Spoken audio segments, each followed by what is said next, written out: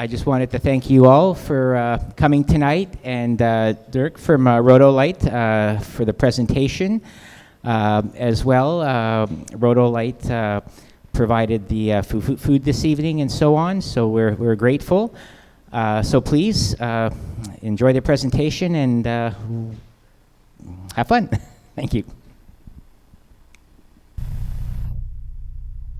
Yeah, we have audio? Yes? Yes, finally. Well, welcome everybody. Thank you so much for coming. Don't worry, it's not going to be like a cheerful speech. Don't worry. I'm one who doesn't do PowerPoint presentations, so I'm sorry if you're here to see pictures or anything. I have to refer you to the internet. I like to explain what we do, who we are a little bit, and then just go from there. We have our wonderful model Chris here tonight, who's our radiant star. Just to start a little bit off with who I am, I'm Dirk. I'm the International Sales Director for Rotolight. I have now joined the company for a little bit over a year. Have been in the cinema industry for more than 15, so have a little bit of knowledge on what all you guys do a little bit. And now with Rotolight, I'm actually here to bring us a little bit more into that cinema space and into that broadcast space where before we did a little bit of broadcast with our Innova Pros and our EOS models, if you've ever seen them, our nice round lights. And now we actually entered into the 2x1 space. And as you all know, we've been a little bit late to the party, as we can say that. Especially in the 2x1, there's now so many other brands that do 2x1. So in that whole run up to this fixture, we wanted to be really sure that if we do this, then we need to just do this absolutely perfect. So that's what we tried. We'll leave it up to you to decide if that's actually what we've done. But just to start off a little bit with our fixture, and to start off a little bit with the cool part actually of it, I'll turn this around. So the nice part about this light is that we can now go from about a 216 diffusion all the way up to a heart light. So it can electronically control the diffusion of the light. So all the way up to all the way down. And if you say, well, 216, that's nice, but what else can it do? Well, that's pretty much it for now. We're also working on an option that we can actually get it to about a 250 diffusion, so even softer. If there's anybody out there who wants it even softer, we can also do that. And that's really actually a big innovative part of this light. So how do we do that, you ask? Because that's pretty much the most asked question that we get. It explains really simple, but it's actually not if you have to make it. So what it is, it's two acrylic plates with liquid crystals in between. And what we do, the natural state of those crystals is scattered, so actually diffused. And the more current we run through those crystals, the more we can align them. And the more we align them, the more transparent we can actually make it, up to 0% transparency. So in that perspective, that's how we create that. And then of course, with a little bit of molding about saying, okay, well, the optics above the diodes, and then of course the space between the diodes, and actually those plates also include. So you can actually diffuse the light and control that spread from a 52-degree beam angle all the way up to about 160-degree spread. So it's quite a large spread that you can do. And if we look a little bit at the diode, so we use a 5-channel RGB chip. The cool part about the 5-channel RGB chip is that we don't have to create another white out of RGB. So there's a tungsten white, there's a clear white, and then there's RGB. So in that perspective, we can create about 16.3 million colors. So in that case, we can also assure that if we use any kinds of filters, which we'll get to in a little bit, they're absolutely spot on color. Then the white balance range of this entire light ranges from 3,000 Kelvin all the way up to 10,000 Kelvin. So you have a nice wide spread of light what you can do. So to show you a little bit what the diffusion does on Mr. Chris here. So if we look at it, and we dial this puppy down a little bit, get a little bit more spread.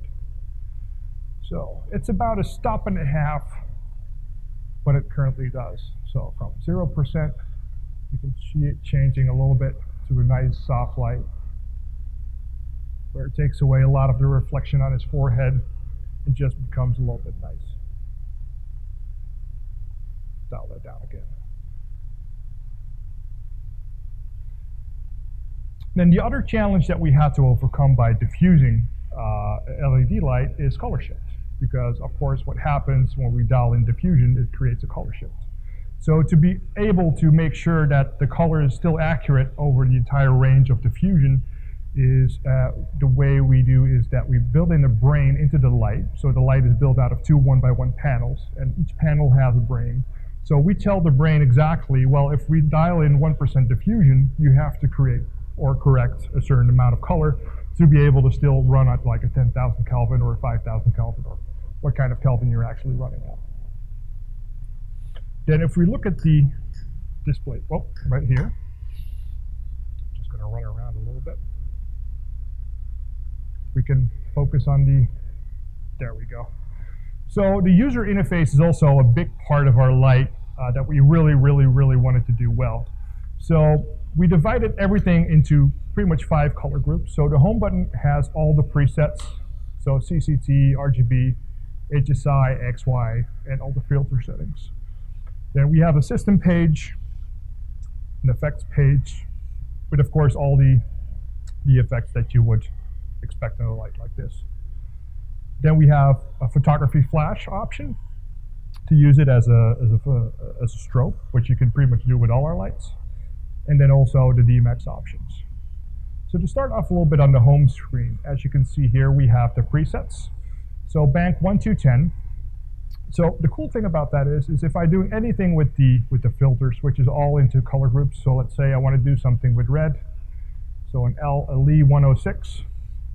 And I want to scroll through those reds. Do I find, let's say, there we go. Let's find a nice one. A Roscoe 4615. And then if we say, well, you know, it's nice, but it's not exactly where I want it, I can go back into my RGB settings and tweak it. So if I say, well, I want to have a little bit more white, I don't know if you can see that, yeah, or a little bit more red, I can just dial it in until I have it absolutely exactly where I want it to. And then with those presets, if I press that and just hold that, what it will say is, if you want to save the preset. So what I can do is put in a USB stick on the bottom of the light, create whatever I want, save to the USB stick, and then the next time I'm, for example, renting the light, put in my USB stick, and everything that I've created is back. So I don't have to do it all over again. And of course, we have our HSI mode, which is pretty much self-explanatory. So the hue, saturation, the intensity, and then everything will have the diffusion setting. So in every manual pad, I'll have the option to diffuse as well. Then in the XY, we have a nice setting where we can go into the system menu, where we have color, space, and camera light. So for example, if I say, well, I'm recording in Rec 2020 today, so I'm doing something in 4K HDR. Oh, stay here. There we go. And I can set it on Rec 2020, then go back into the home menu. And then what you see is that everything outside of that color space is blocked off. So if I'm recording in Rec 2020, I never go outside of the space that I'm recording in. And then I can also match that with any camera that I want. So if I say, well, today I'm recording on a Sony Venice, I can set that to a Sony Venice, and then I'm all measured up. So it matches to the center of the camera and also the color space that I'm recording in. Then within those colors that we just made, so let's say we want to do something with, let's say, a broken neon light today. So let's give it a little bit of a crank, go back to the filter page, in RGB, we say, okay, well, let's put in a little bit of blue. Then with that color, I can go into my effects, and then, for example, use that effect to create the lightning effect. Or if I want to do anything in fire, then you can do that. Police, and that's also the nice part. Everything is changeable from the speed to the duration to the color. So if I want to do anything in red or blue, or in just red or in just blue, that's also possible. I can change the pulses, and I can also change the frequency. Now, if we look a little bit closer into the menus here, you see the little gray triangles. Now, the little gray triangles means that the knob has a double function. which means that if I press and turn it, I change the top level. If I release and turn it, I'm just going to change the red. The nice part about that is if it's cold, and it does snow sometimes here in Canada, I've been told, and people are wearing gloves and you still want to operate it, I can still operate it from the side, get it to where I want it to, and then still go ahead until what I want to do. So I can control the entire interface without touching the screen if I don't need to. Then on the Dmx settings, so every single protocol is pretty much built in. So for whoever who is a little bit experienced in running an S60 from, for example, our friends from RE, all those protocols are basically pretty much the same. But the exception is that all our wireless stuff is already built in. So the nice antennas that you, I'm sure you break a lot of, like everybody else, is actually built into the light. So no more breaking those, no more buying those. We have a Lumen radio chip built in. We have a Bluetooth chip built in, DMX. We have a Cat5 port for RJ45 or ArcNet. So all those controls are all built in. So you can operate it from an app called Lumiere, which I'm sure everybody already has heard of. And then later in the year, we're also coming out with our own control to manipulate the light on distance. Then in the system page, to give you a little bit of an idea, because we get asked quite a lot about temperature. So there are fans on the back of this light, quite large fans actually. Now we can control them by going into the system menu. Standard, there will be an auto, so as soon as the light hits a certain temperature, they will go on maximum mode and will start spinning. Now on maximum mode, the output of that fan is about 1.8 dB. So really, really quiet. And then we even have a stealth mode in there to bring it even more down to about 1.4, 1.5 dB, just to keep it even lower. So your sound guys will absolutely love you for this, because it's usually quieter than a single monitor, I've been told. Well, and that's pretty much it in a nutshell. The light runs on 24 volts, uses about 380 watts. We have this nice adapter that can go on the back of the light on just a simple keynote lock or wherever you want to lock it.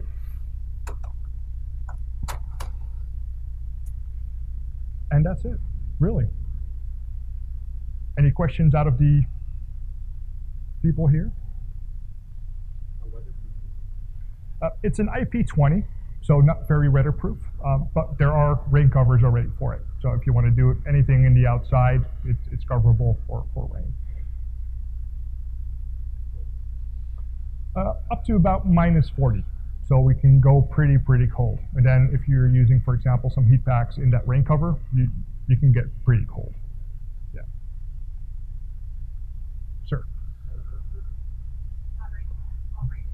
Yes. Yes, we do have a battery block for it, which uses about 4 V-mount batteries. And with those 4 V-mount batteries, we do recommend the higher capacity, so about a 250 watt hour battery, for example. But then you can run the light on about 80% output, so quite high actually on battery.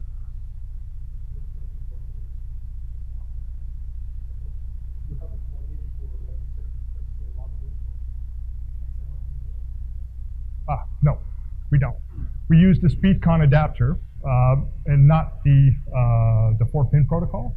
The reason for that is that also our AC is up to about 860 watts, if I'm correct. So if we ever get the feeling that we need to bump up the brightness and the light starts to use more wattage with a power con or a SpeedCon, we can actually do that without hurting the connection. Because a 4-pin, if I'm not mistaken, can only go up to about 450 watts. So it's always a little bit tricky with those connections. Sorry? Oh, you could be right, yes. Yes. Oh, thank you. Any other questions?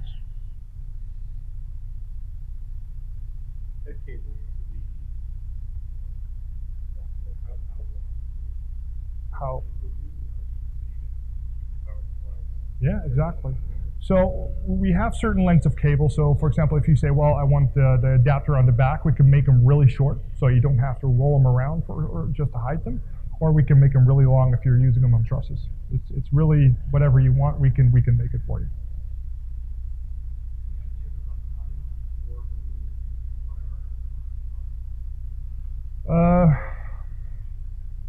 No, because we haven't tested it yet. No. This week we're finally starting to ship the light, and our battery operated option, I think, just got done like last week. So I've been on the road so much I haven't seen the test results yet.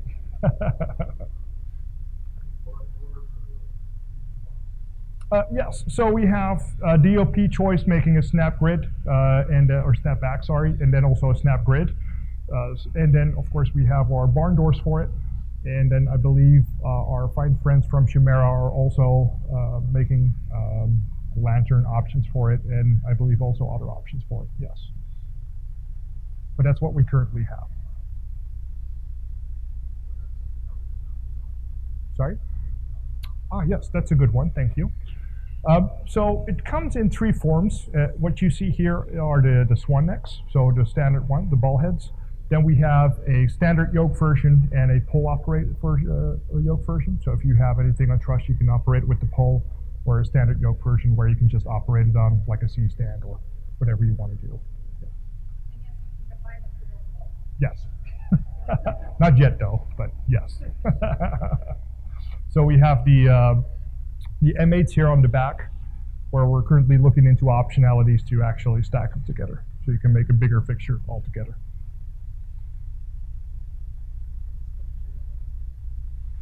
So the handles are full aluminum. Then the plastic is actually a special special kind of plastic. So what they do is, when they pour the plastic, they inject it with a sort of polyfoam. And the best way I can describe it, it's like a lion bar. So you get like a really soft shell on the inside and a really hard crust on the outside. So whenever it gets an impact, the soft shell actually absorbs the impact. So your plastic doesn't pretty much break.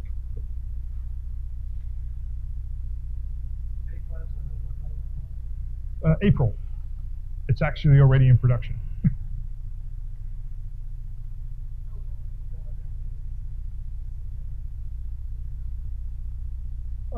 Well, let me see. If we, just dial that down a little bit.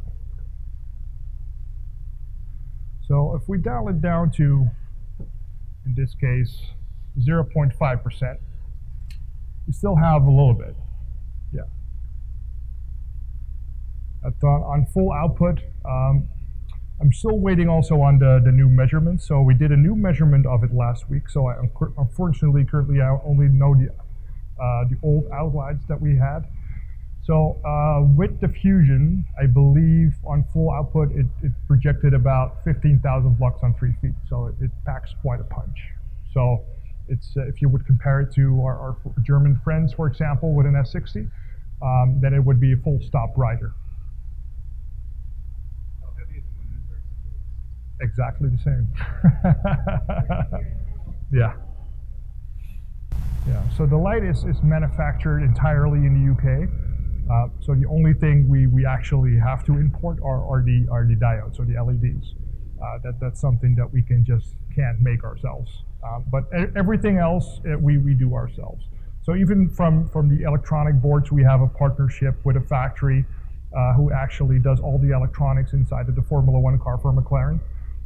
So, you know, especially within that UK, there's so many electronic factories who can do such amazing stuff. So we tend to partner with those UK companies who can actually make that. So from the molding to the boards, and then the signs behind that, we pretty much come up with ourselves, yes. When we have with the current LEDs that they're so flat that you actually have to put optics over them to control that spread. Otherwise, it will just be like a 180 spread, and then that's going to be it. So you're going to lose so much intensity just on that. It's just not feasible. So you have to use optics in front of it just to control that.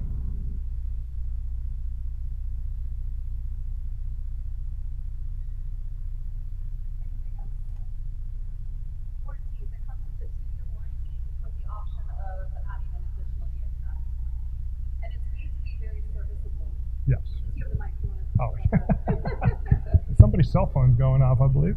So with making this light, we coming from like the camera background, especially working in rental companies, and I've seen footprints, as I was telling to some friends, we've seen footprints on the most idiotic places. And we also know that stuff breaks, of course, and unfortunately sometimes. So, we know that. so what we tried to do also is make the light very serviceable. So for example, if you have a rental company, what you can do is somebody breaks the entire back end of the touchscreen, is undo this and replace it for $150 yourself. It's really easy to service. So even also the front plate of the light is replaceable for around $100 if somebody completely trashes it.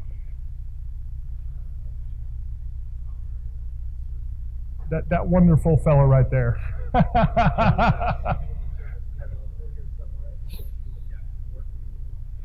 Yeah. Yeah. Yeah. HDSource is our service partner here in Toronto. Yeah.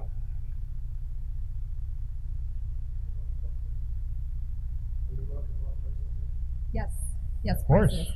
So it's about 20% cheaper than our friends. So you're looking around $5,000 depending on the yoke system that you get. So the standard yoke, you're looking at about $49.99. Your swan neck, it's going to be about $47.99, and then the pole yoke is just under $5,000 as well. Yes, U.S. prices.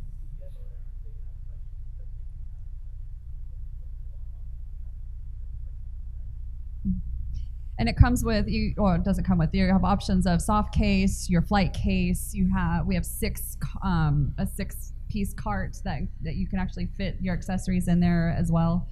Let's see what else. We said DOP choice. We've got your all the different cable options. Barn doors. Bags. Mm-hmm. Yeah, and then hopefully more down the road. But for now, we've got a nice start, and we even have a rental kit. So. Right, it's out the door and you're ready to go.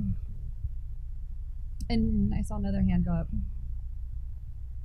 I think somebody was just scratching. So you guys are working on docking a bunch of them together and eventually making a 360 out of. I like the your GoPro. style. Would that be the idea? So you end up being able to. Pretty much. Mm-hmm. So then would they all be able to communicate to that as one light? Or Yes. Yeah, so that would be, you can communicate to up to an infinite amount of lights. That's not the problem. The point is of actually doing so is that you're as flexible as you can be with just one light. So even if you're a skeleton crew and you're operating the camera and the light, you can just do all of that with one person. Yeah. So even if you had like zero knowledge of light, you can still operate this. At least I can, so I'm pretty sure everybody else can. Did we mention the Harry protocol? No, not yet. But As we know, we all have different lights and stuff like that, and we don't want to, mess up your system of what you have. So let's say you do have a bunch of those sky panels and you want to start integrating this. Well, we can set this to the Harry protocol, and then it'll run with your sky panels. And same with light panels. It's got the lamp protocol. It'll run with your light panels. To go in and start a whole new system, nobody really wants that. We want to be able to integrate and make your guys' life easier with a newer technology. Plus, we just also say that the guys from our friends from Light Panels and RE just make really damn good lights. Yeah. So if you say, well, listen, we want to be flexible, but you also want to be doing your own stuff on set. So if I want to use some Geminis or S60s or some Titans, whatever, you're flexible enough to do so.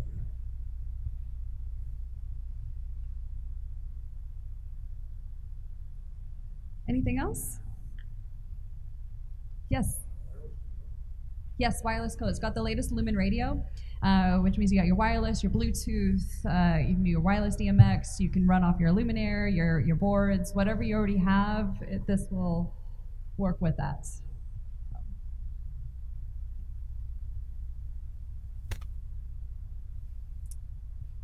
All right. Anything? And I think you guys can come up and start touching buttons and playing if you want. Yeah. So yeah, please do. I mean. This is for you. Yeah. We have an FS7 set up here with a Fuji 18 to 55 for you to play with, and also in the camera bay, we have the new FX9 set up with a stock lens, with an additional Titan there as well for anybody who wants to play around with it as well. Thank you.